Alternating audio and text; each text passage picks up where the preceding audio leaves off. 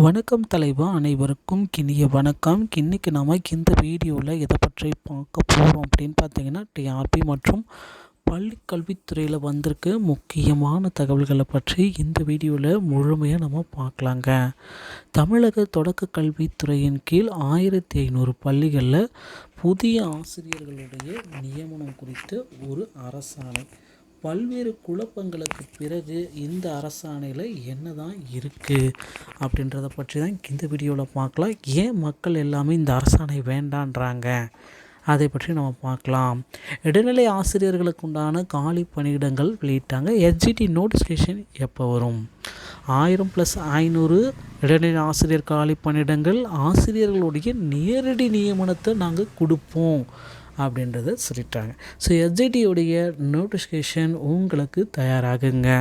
தமிழக தொடக்க கல்வித்துறையின் கீழ் தொடக்க நிலை நடுநிலைப் பள்ளிகளில் 1500 இடைநிலை பணியிடங்களை ஆசிரியர் தேர்வு வாரியம் மூலம் நேரடியாக நியமனம் செய்ய அனுமதி வழங்கி பள்ளிக்கல்வித்துறை அரசாணை வெளியிட்டிருக்காங்க. தமிழக தொடக்க கல்வித்துறையின் கீழ் 31,214 தொடக்க அரசு 31,214 அரசு தொடக்க நடுநிலைப் பள்ளிகள் இயங்குகிறது. இதில் சுமார் 35 லட்சம் மாணவ மாணவிகள் படித்து வருகின்றனர்.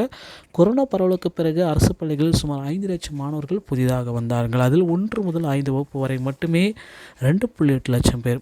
2013 மற்றும் 14 கல்வியாண்டுக்கு பிறகு அரசால் இடைநிலை ஆசிரியர் பணி நியமனம் மேற்கொள்ளப்படவில்லை. இதனால் மாணவர் சேர்க்கையில் அடிப்படையில் தற்பொழுது தொடக்க நடுநிலைப் பள்ளிகளில் மட்டும் 8643 இடைநிலை ஆசிரியர் காலி பணியிடங்கள் இருக்குது.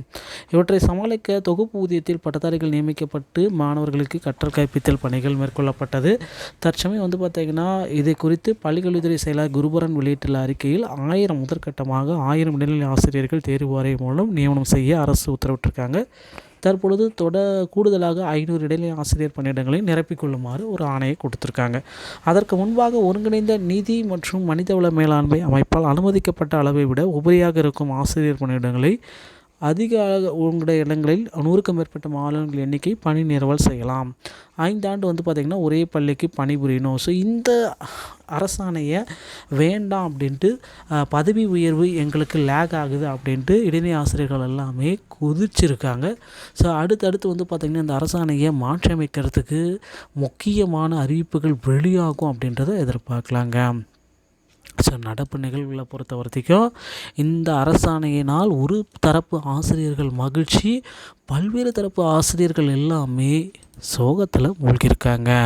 அடுத்தடுத்து பார்த்திங்கன்னா தமிழகத்தில் பிஜிடிஆர்பிக்கு உண்டான அறிவிப்பையும் பாலிடெக்னிக் டிஆர்பிக்கு உண்டான அறிவிப்பையும் விரைவில் வெளியிட போகிறாங்க. எஸ்ஜிடியோடைய நோட்டிஃபிகேஷனும் உங்களுக்கு விரைவில் எதிர்பார்க்கலாம்.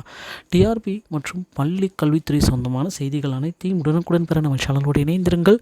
அடுத்த வீடியோவில் இன்னொரு செய்தியோடு உங்களை சந்திக்கிறேன். நன்றி, வணக்கம், தேங்க்யூ.